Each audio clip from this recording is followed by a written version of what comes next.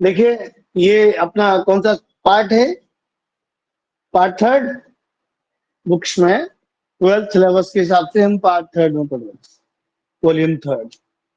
और जो बुक है वॉल्यूम थर्ड की उसका नाम क्या है, accounting for companies. Accounting for companies, accounting तो आप 11th से पढ़ रहे हैं, but this is for companies. Then it is essential to know the meaning of companies और द कंपनी। कंपनी का मतलब हमें पहले से ही पता होना चाहिए, है ना। कंपनी, कंपनी, कॉम्पैनी, ऐसे भी तो कह सकता हूं, कॉम्पैनी। कंपनी दो वर्ड से मिलकर बना हुआ है, दो अलग अलग वर्ड से, सुना होगा हमने। तो कॉम वर्ड अलग है, कॉम, और बचा दूसरा पैनी। सुने हैं आप लोगों ने ये पहले ये दोनों वर्ड है। कॉम का मतलब होता है कॉमन, और कॉमन का मतलब होता है साथ साथ, साथ साथ। बोले तो टूगेदर, एक साथ। ठीक, कोई दिक्कत? टूगेदर। जी सर। और पेनी, पेनी का मतलब क्या होता है?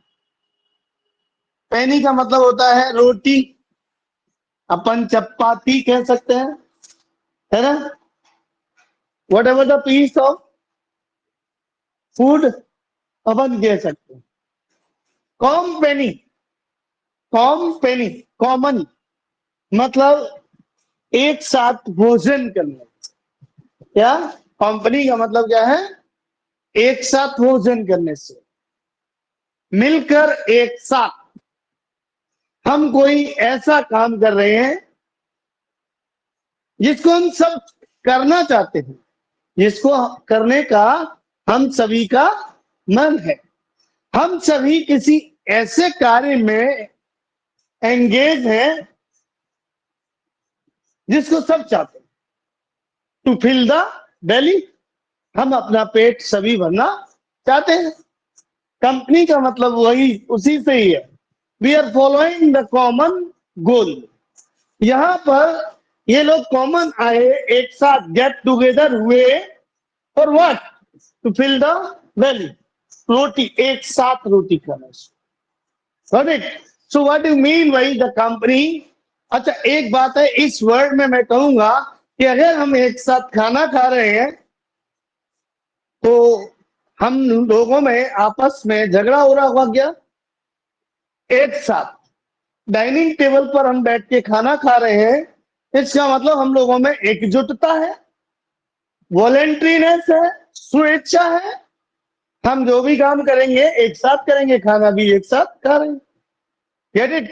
इसको बोलते हैं हम वॉलेंट्री एसोसिएशन। हम गेट टुगेदर हुए, that means we are voluntary, we are doing anything voluntarily. हम अपनी इच्छा से सब लोग काम कर रहे हैं। Get it Divya? इसमें कोई डाउट है आपको?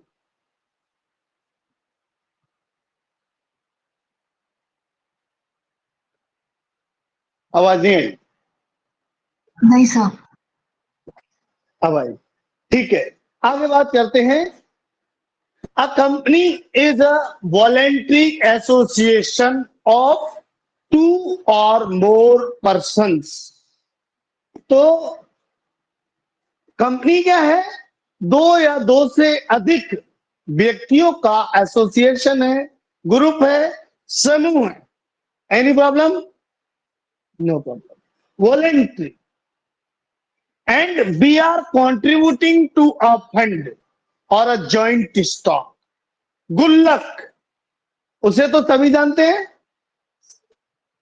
This is the charitable box. We are doing the charity in this box. Got it? हम सभी मिल करके क्या कर रहे हैं? इस बॉक्स में मनी कंट्रीब्यूट कर रहे हैं। अगर हमने इसमें एक एक दो दो रुपया भी डाला तो एक दिन क्या होगा, ये भर जाएगा। अब 1 रुपए से पर्सनली हम कुछ नहीं कर सकते, गेट इट।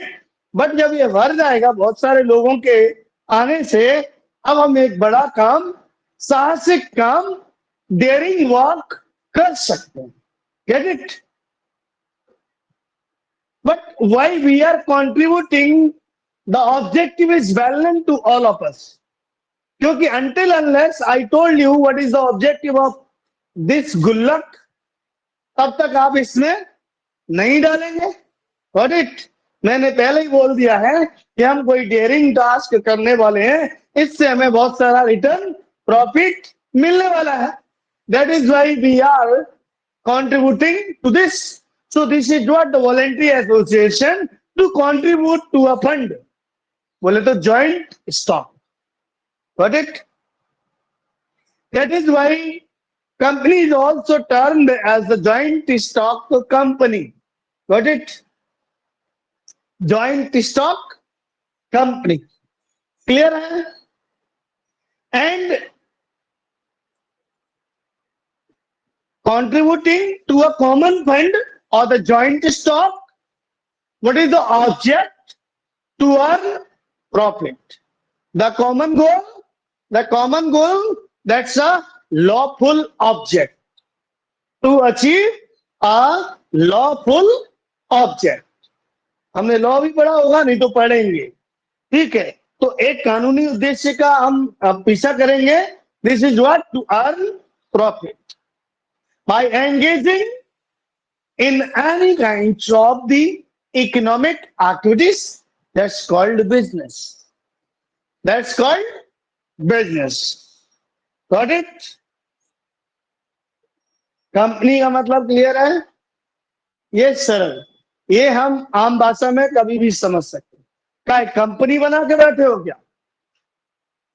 यहाँ का रामायण हो रही है क्या भाई?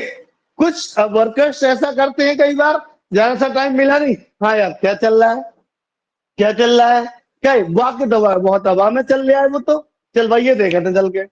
तो टीचर्स हैं या फिर फैक्ट्री वर्कर्स हैं या फिर स्टूडेंट अपना यूनियन बना लेते हैं, लड़ाई झगड़े में एंगेज हो जाते हैं, creating group, they are creating the company. कई बार टीचर आप पर चिल्ला देता है, you are in bad company, leave that company, you are in good company, join this company. हम दूसरे स्टूडेंट से कहते हैं join this company, they are good, performing well, got it. तो ये कंपनी क्या है? Voluntary association of. Why we are in company?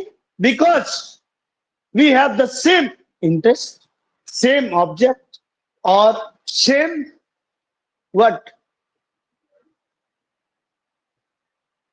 Ideology. हमारी आइडियोलॉजी सेम होगी, सिमिलर होगी, तभी तो हम मिलेंगे। Why we are friends? We are friends because we have some similarities, some similar features. That is why. Otherwise we cannot. संभव ही नहीं है, कॉन्ट्राडिक्ट होंगे तो संभव नहीं है ना? तो मैटर यही है।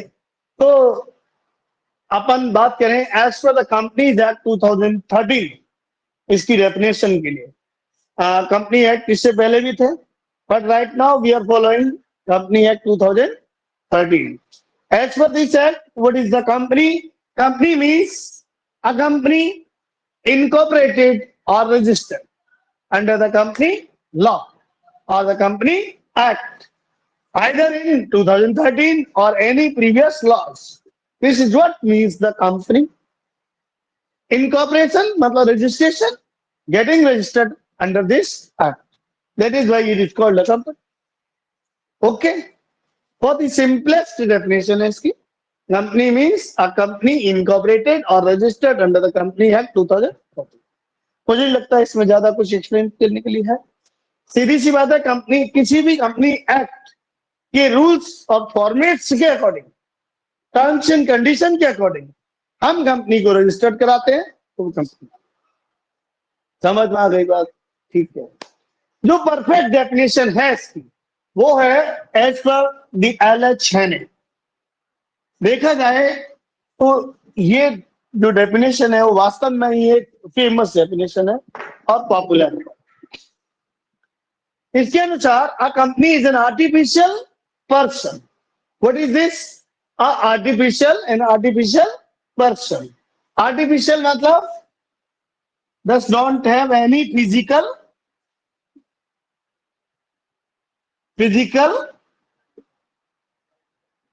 existence।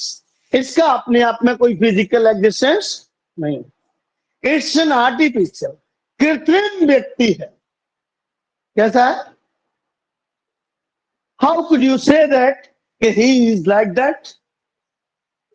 In natural person, artificial, intangible power. Company is a intangible power, जो दिखती नहीं है, बनावटी है। कैसी है? बनावटी। और है पर कौन? पर्सन। है तो व्यक्ति।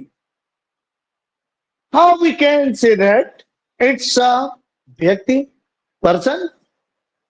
Because company act like an human being, natural human.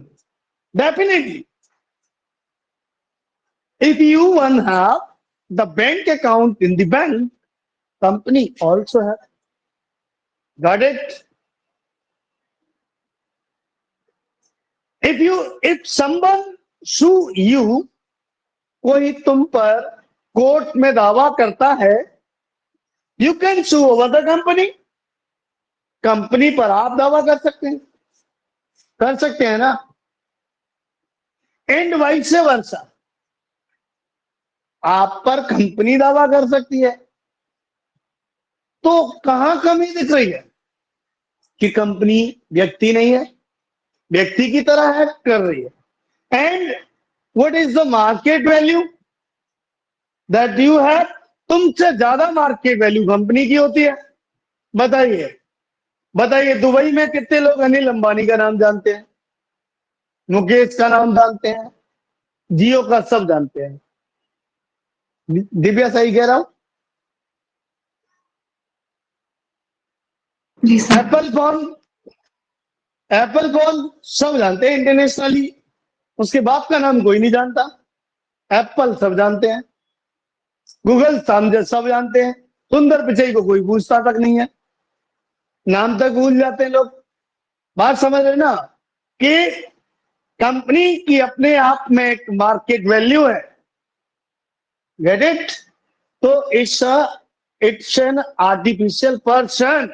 A company is an artificial person who can not speak up like human being but act like human beings। Correct? A company is an artificial person which is created by law।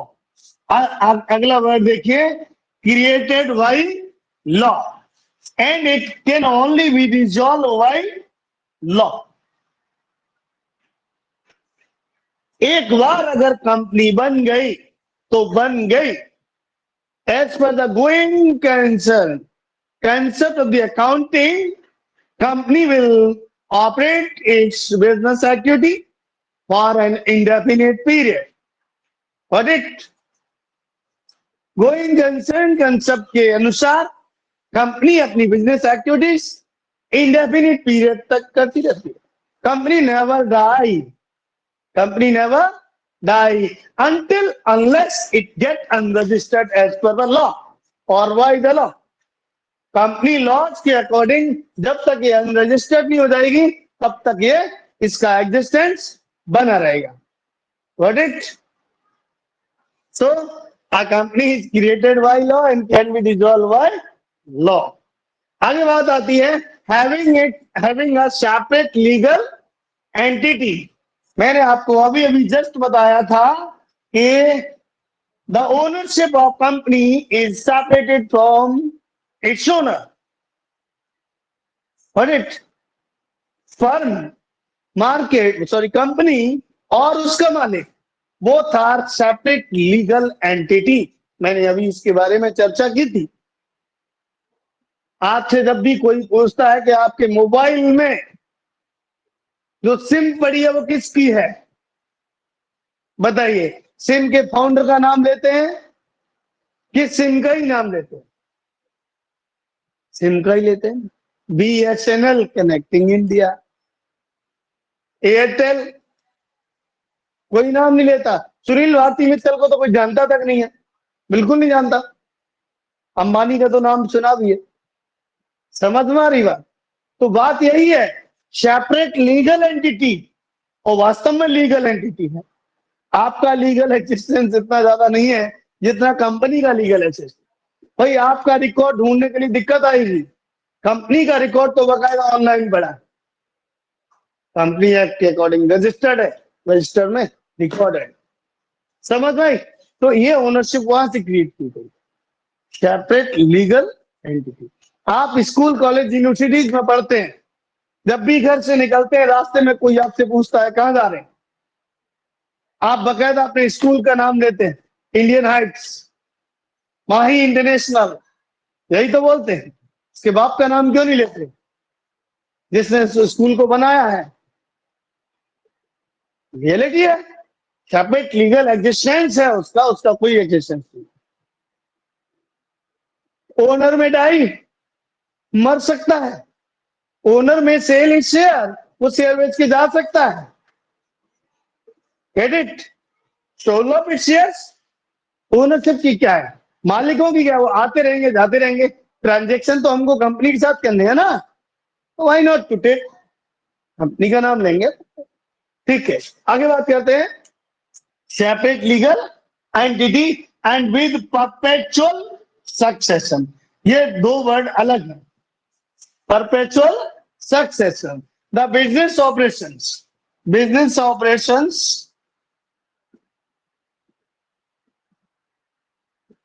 never affected by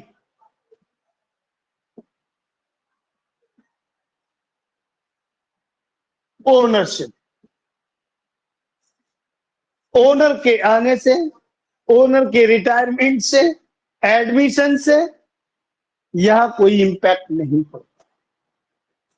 rose company के shares की trading होती है, जिसमें रोजाना बहुत सारे share holder अपने shares को बेच देते हैं।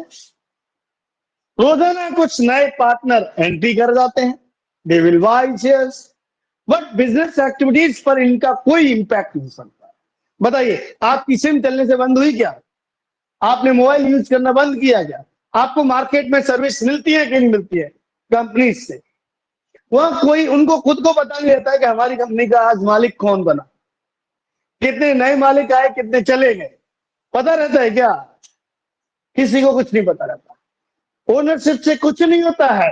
A company have it's perpetual succession, किसको बोलते हैं? सतत उत्तराधिकार, जेनेटिक ट्रांसफर। एक आया दूसरा गया, एक आया दूसरा गया। हमारे दादाजी की दुकान है, पहले कौन था?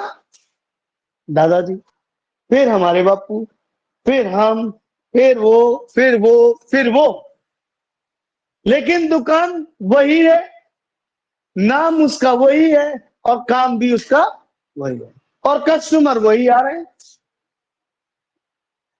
सेम जगह। तो बिजनेस एक्टिविटीज पर कोई इंपैक्ट नहीं पड़ता। समझ में आ गई?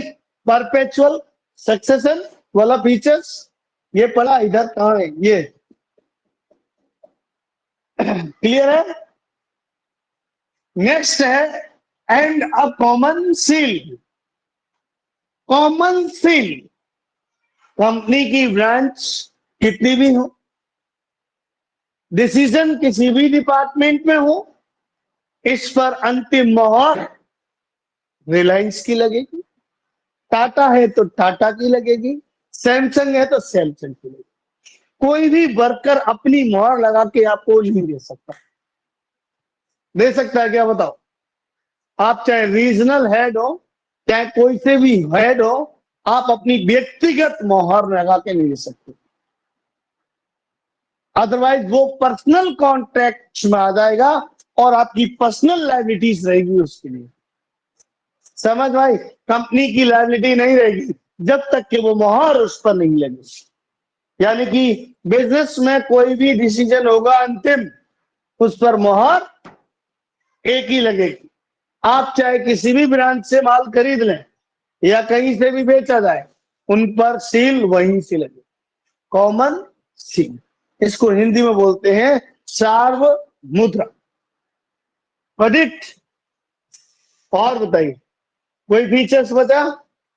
Limited liability, limited liability of its members, shareholders, investors. Getting my point? How much they contribute to the company's joint stock or the fund or the capital. That much is the liability. So it's called the limited liability. उसी को बोलते हैं हम limited liability. Got it? और बोलिए, if you have any kinds of doubt, क्या लिखा है? Transfer of shares.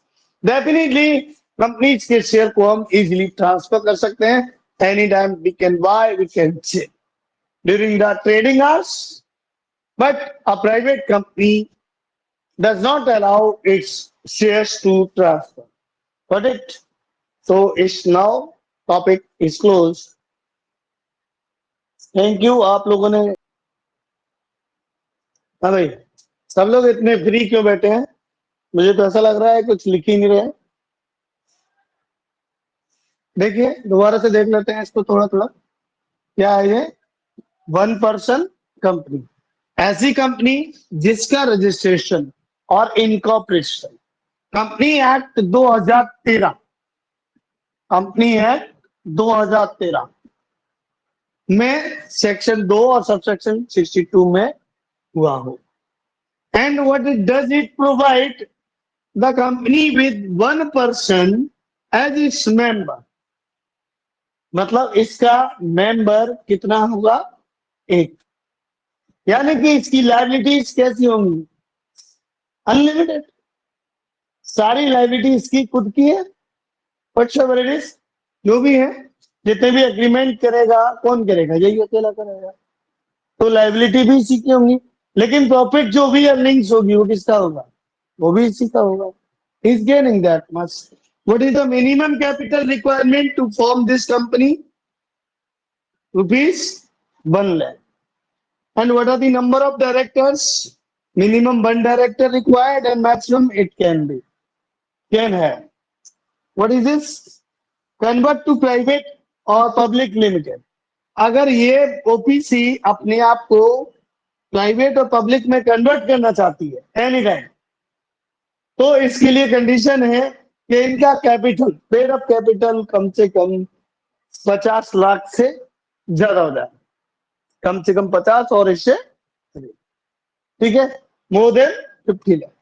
और इसका सेल्स टर्नओवर 2 करोड़ से अधिक हो जाए, then we can say that it's a OPC. ठीक है, ओपीसी के फीचर्स से almost we are comparing also with all 3। तीनों का कंपैरिजन भी कर रहे हैं साथ साथ में, डिफरेंस बिटवीन भी यही है। ठीक है, तो इजिली अपन कर सकते हैं। आप देखें private company, private company means the company which is not a public company. And what does it provide by it's article, इसका जो आर्टिकल ऑफ एसोसिएशन होगा, what it does provide, it restrict transfer of its shares. ये company अपनी company के shares को के transfer पर क्या लगाती है? बैन लगाती है। ठीक है, नेक्स्ट है लिमिटेड मेंबर्स। मेंबर्स इसके लिमिट कितने हैं? इनकी कोई फाउंडेशन है क्या? तो फाउंडेशन है मिनिमम एटलीस्ट 2, मैक्सिमम 200। ठीक है, ये प्राइवेट लिमिटेड कंपनी के बारे में बात कर रहे हैं अपन। Minimum 2, maximum 200। प्रोस्पेक्टस इश्यू करना है, जनरल पब्लिक के लिए इश्यू करना है, no doubt, for first option. Public issue, मैंने बोला पहले आपको बुक बिल्डिंग करना पड़ेगा, प्रोस्पेक्टस तैयार करना पड़ेगा, देन आफ्टर पब्लिक में इश्यू भी करना पड़ेगा। ये क्या लिखा है? Minimum number of directors, at least 2 director must be there in the private company. And what is this? It put private limited with the name. Okay, अंत में ये प्राइवेट लिमिटेड लगाती है।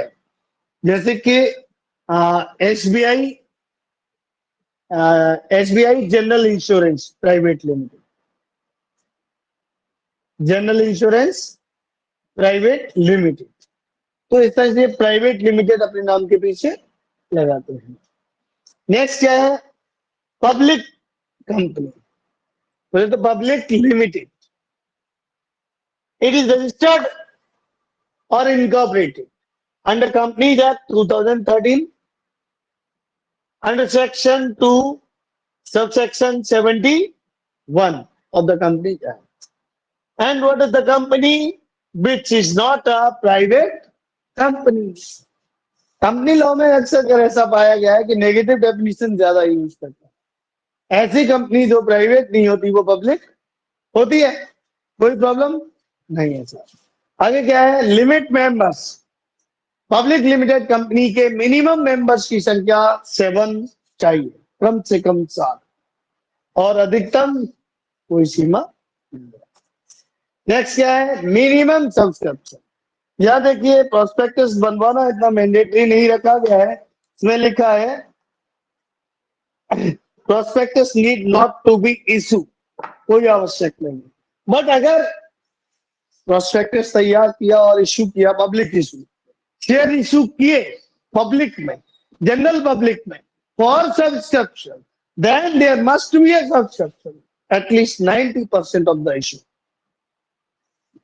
If not, complete issue would be cancel.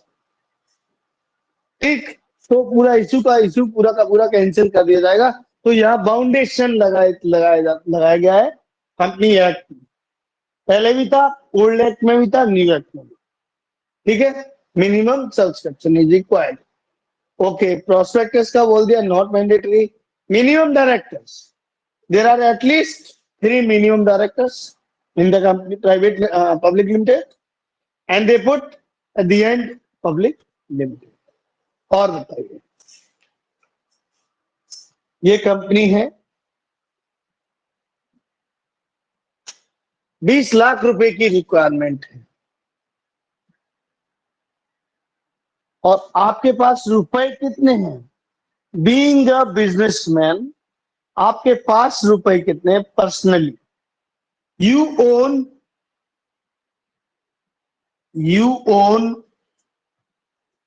Only ₹5 lakh. आपके पास 5 लाख है। Getting my point? और business के बारे में हम सोच नहीं सकते जब तक 20 लाख नहीं आ जाए। और हमारे पास कितने हैं? 5 लाख। मेरी बात को समझना कि आपको कार लेनी है 20 लाख की, कार से समझ लेते हैं अपन, और आपके पास 5 लाख है, then what would you do? बताइए, जो सिंपल ऑप्शन दिख रहा है वही बताइए आप सबसे पहले।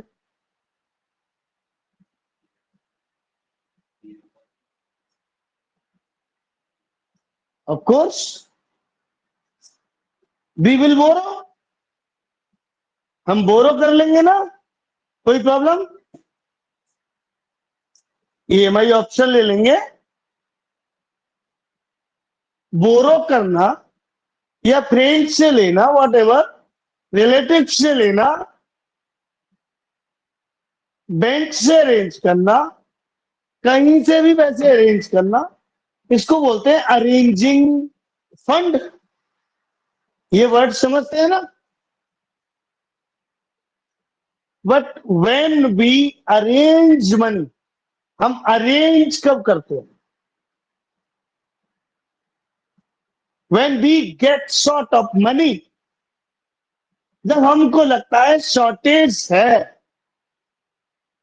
तभी तो करते हैं अपन अरेंज। उसको बोलते हैं हम फाइनेंस। क्या बोलते हैं? Finance. Finance is what? The provision of money. Finance never mean money, but is the provision for money when it is required. जब भी हमें पैसे की जरूरत होती है तो हम क्या कर लेते हैं? प्रोविजन कर लेते हैं, अरेंज कर लेते हैं।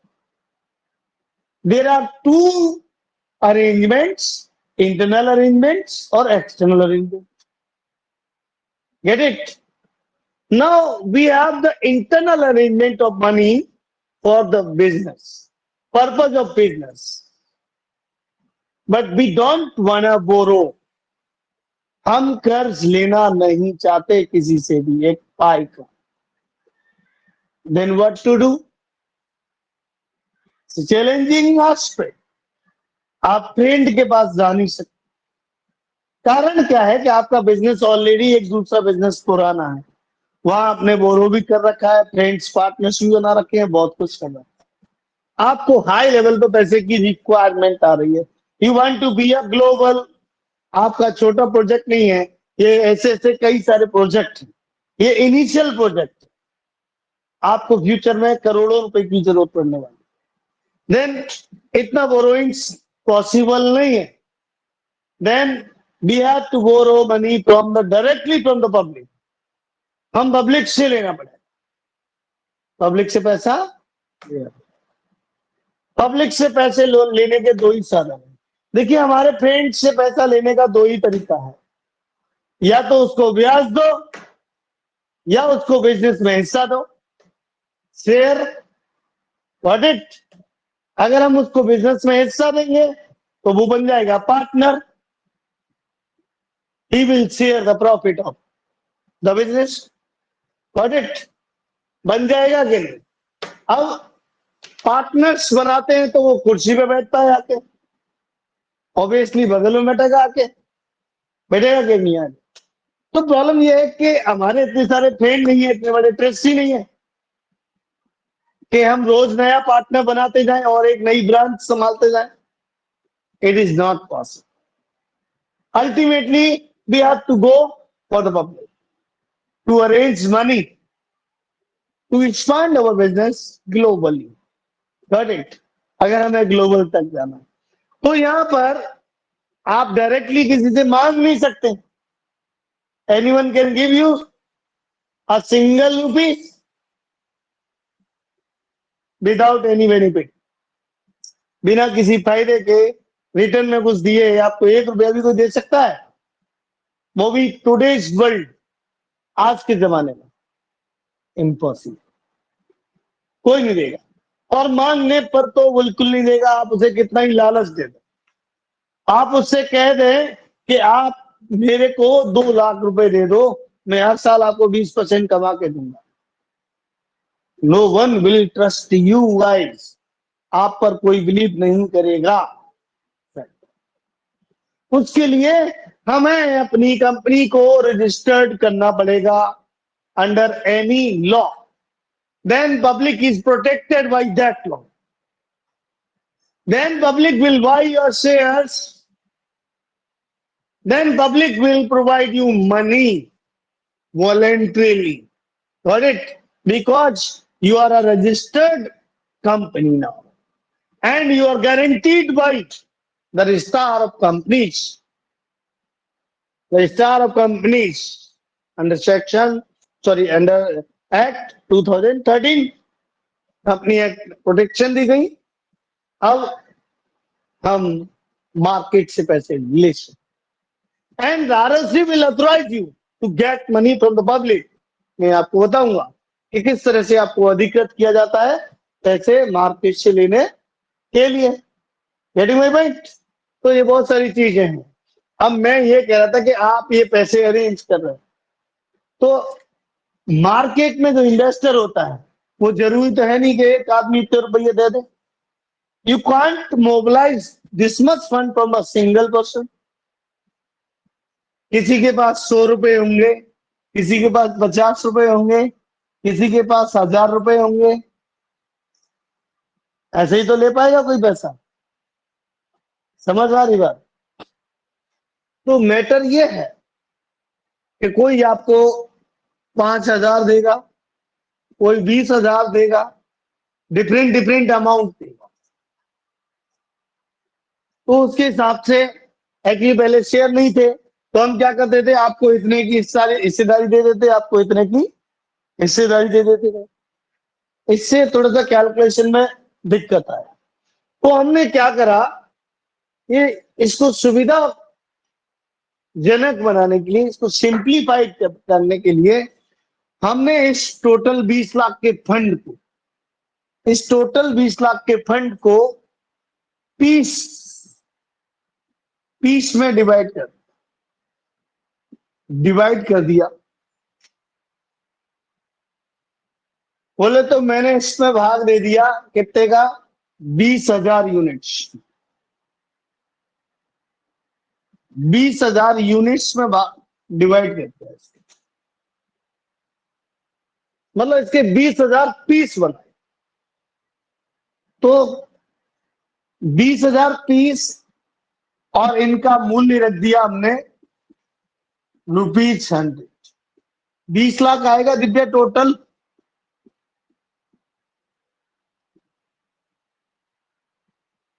टोटल 20 लाख आएगा। हमने 100 रुपए का एक पीस रखा, एक पीस कितने का, 100 रुपए का। यानी कि जनरल पब्लिक में एक आदमी 100 रुपए तो इन्वेस्ट कर सकता है। This is what the minimum amount of invest that public can do so. रुपए ले सकते। अगर किसी के पास 5,000 रुपए हैं, कितने रुपए हैं, 5,000, 100 का भाग दे दो, उसको कैपिटल के 50 पीस यानी कि 50 यूनिट मिल गए। Got it? This is what the joint stock। मैं बताऊंगा आपको इसको जॉइंट स्टॉक क्यों कहते हैं। जॉइंट स्टॉक कितने यूनिट है इसमें, 20,000 यूनिट। पीस है, पीस, एक पीस की रेट क्या है, 100 rupees 100। These 20,000 piece, each one is termed as shares। इस प्रत्येक पीस को बोलूंगा मैं क्या, शेयर। Got it?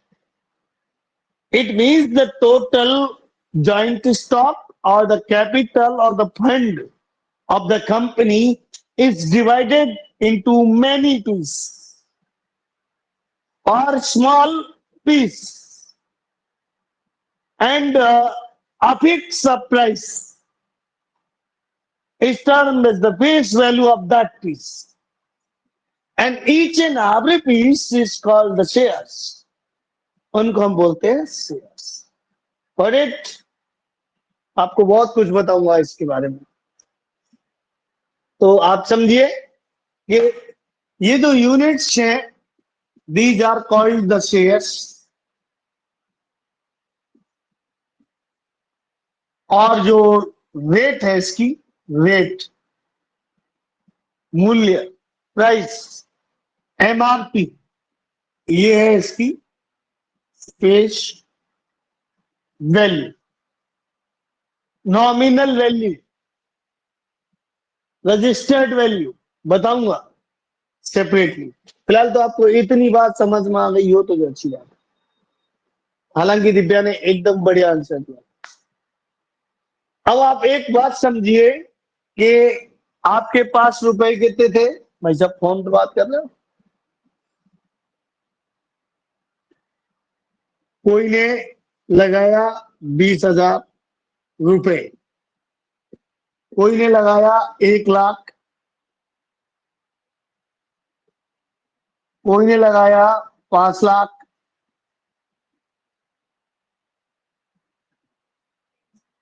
जिस पर जैसे रुपए थे उसने इतने इतने लगाए, अलग अलग लोगों ने। किसी ने इन्वेस्ट किया 2 लाख, किसी ने इन्वेस्ट किया 20,000, 50,000।